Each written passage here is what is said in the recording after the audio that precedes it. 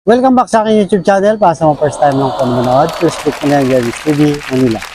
Anyway guys, wala nang bayad libre lang, tulong mo na lang din sa kapwa mo. Alright, thank you very much po. So, topic natin yung for today's reflection.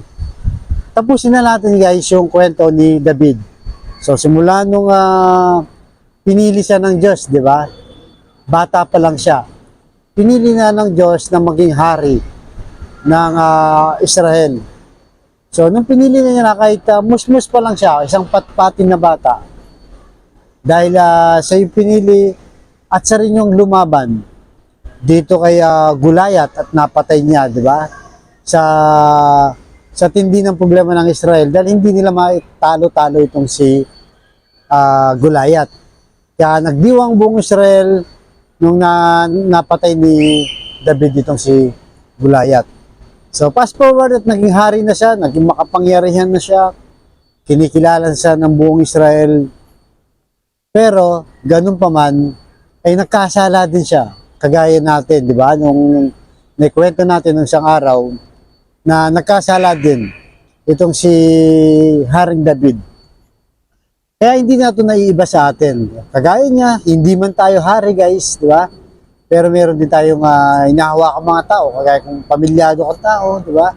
Nasa trabaho ka, isa kang manager, isa kang pinuno ng isang grupo, para ka na ring hari, kagaya ni David. Bukod doon, dumanas din siya. Dumanas din siya ng mga matinding pagsubok. Nag-ups and down din siya. Hindi porket hari siya, hindi porket makapangyarihan siya, hindi na siya exempted sa problema, lalong-lalo na yung natukso siya at nagkaroon nga ng nagkasala sa Diyos. Pero sa kabila nun, nagpuri pa rin si Haring David na pwede natin kapulutan ng aral dahil isa sa pinakasikat sa Bible, di ba, itong si Haring David. Kaya nga, sabi sa mga awit, chapter 23 verse 6. Kabutihat pag-ibig mo sa akin di magkukulang. Siyang makakasama ko habang ako'y nabubuhay. Magpakailanmay sa bahay ni Yahweh mananahan. Guys, napakalinaw, di ba? So, sa kabila ng mga problema naranasan ni David, ay patuloy pa rin ang pagpuri na sa Diyos. At talagang hindi rin sa pinabayaan, nasadlak sa kasalanan dahil kung tinuruan niya sa kagan ng leksyon para ma-realize niya na mali ang kanyang ginawa. So parang tayo, di ba guys, nung minsan pag nakakagawa tayo ng kasalanan, may mga bagay na nangyayari na hindi natin gusto, nagkakaproblema tayo. Kasi yun ang ugat ng problema, yung kasalanan natin.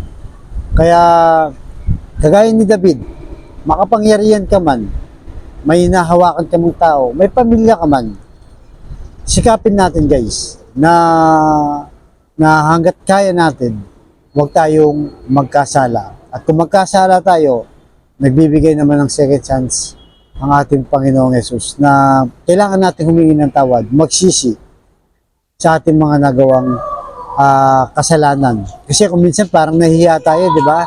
Kung may nagawa kang kasalanan, minsan nahihiya ka magsimba, ayaw mo na magdasal.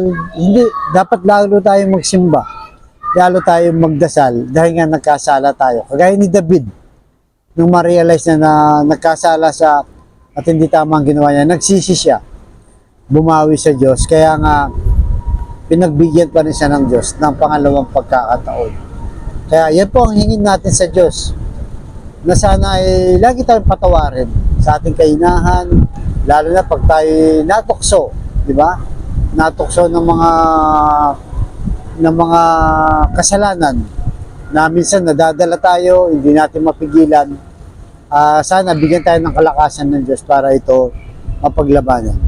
At sa kabila na niyan guys, di ba? Nakikita natin kung yung buhay mo, di ba? Kahit na nagkasala tayo, pag binalikan mo yung buhay mo 10 years ago, 20 years ago, 30 years ago, para mas maganda pa yung nangyari ngayon sa ating buhay. Nalagpasan natin yung mga problema, guminawa ang ating buhay dahil sa pagdarasal natin, panghingi ng tawad, at patuloy na pananampalataya sa ating Diyos.